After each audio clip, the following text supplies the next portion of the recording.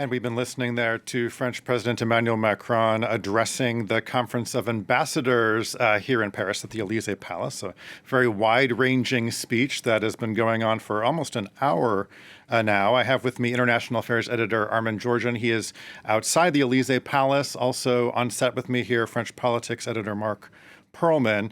I'd like to start with you, Armin. It's hard to know where to begin here because he covered so much ground. I don't think the question is what did Emmanuel Macron have to say, but what didn't he have to say? What were some of the key points that jumped out at you?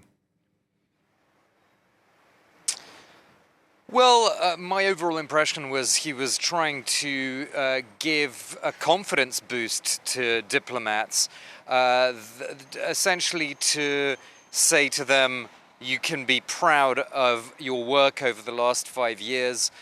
He didn't want them to be too gloomy about all the awful things that are happening in the world today. So he really listed many of what he saw as France's achievements since 2017. What really struck me actually was this sense of America and Germany both being back on the international scene as partners of France.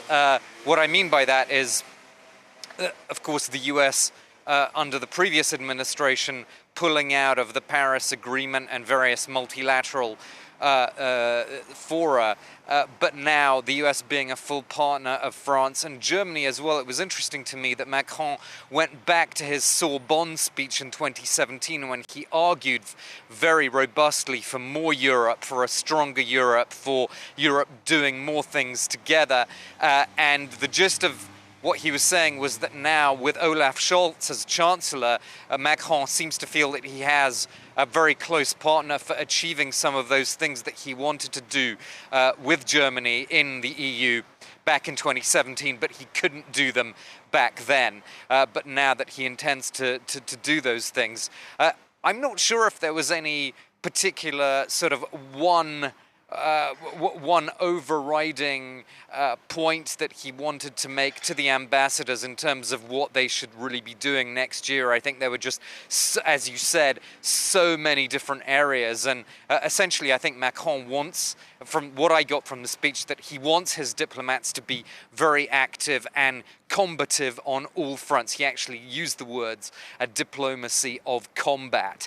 So there was that martial metaphor in a sense that all the challenges that France faces internationally and domestically in terms of its economy, its technology, its know-how base, all of these things require diplomats to be present on so many different fronts and to have a lot of different areas of expertise. And that actually goes to this whole question of reform of the foreign ministry. As we were talking about earlier, Monty, there has been this discontent among diplomats about Macron's plans to reform the civil service, including the Quai d'Orsay, including the foreign ministry.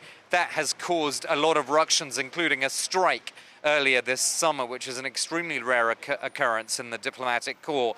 He defended those planned reforms by saying, don't be afraid, effectively. He was saying it's actually a good thing to bring in people from other ministries, people who have competencies in technology, in public health, all these other things that are necessary for France to project its power and influence in the world. So essentially, the message he was saying that the French diplomats should not be afraid, but they should embrace this reform, because according to Macron, it will actually strengthen the French diplomatic service. Remains to be seen whether he's actually convinced his audience. There will be workshops here over the next couple of days, and will be starting a process of reflection about this reform of the civil service and the foreign ministry. But I suspect he still has some convincing to do, given the scale of the skepticism within the foreign ministry over the last few weeks about this planned reform. Okay, Armin, thanks for that. I'm here on the set with French politics editor Mark Perlman. Mark, what jumped out at you? Well, indeed, as Armin said, he wanted to address the worries of the diplomatic corps, but he did have some very strong words about the international context. He used very worrying words, saying it was as fraught, as fractured, as imbalanced as we've seen in our lifetimes. And he said, he mentioned obviously the war in Ukraine, the pandemic, the energy crisis, the climate crisis, so crisis after crisis after crisis. And he said, yes, it had made Europe stronger, a Europe that I had asked for 5 years ago, and no one was willing to listen. So he was essentially saying I was right, and the Germans have come closer to my ideas now because of all those crises. But nevertheless, the 5 years have changed Europe.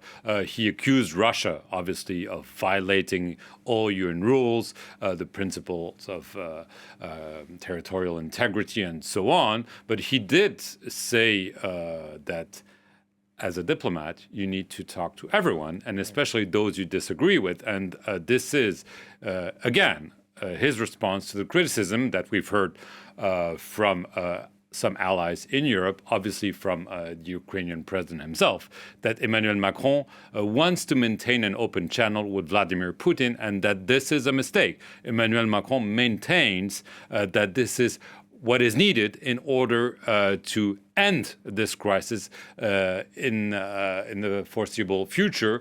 So, he stood his ground on this issue. Obviously, he's talking less and less to Vladimir Putin in recent weeks, but he did maintain his position. This will probably incur some further criticism from Ukraine, from Eastern European leaders who've said talking to Vladimir Putin is actually a mistake. Yeah, he was saying deterrence alone have not worked.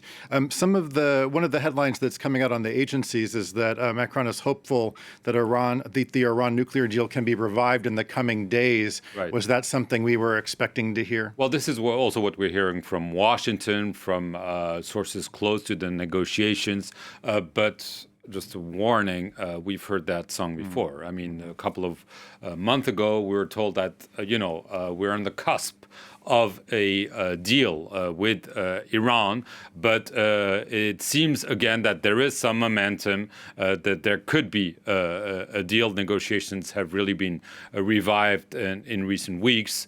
We've heard the EU foreign policy chief expressed some optimism. U.S. officials, off the record sometimes, have also said that there has been progress, the Iranians as well.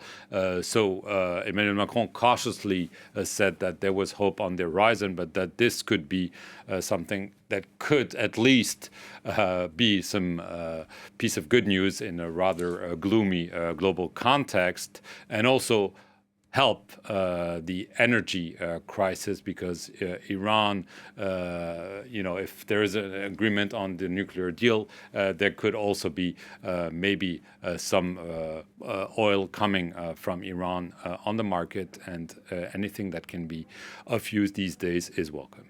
Okay, French politics editor Mark Perlman. Mark, thanks as always for your insight. That's it for now. Stay tuned for more world news coming up here on France 24.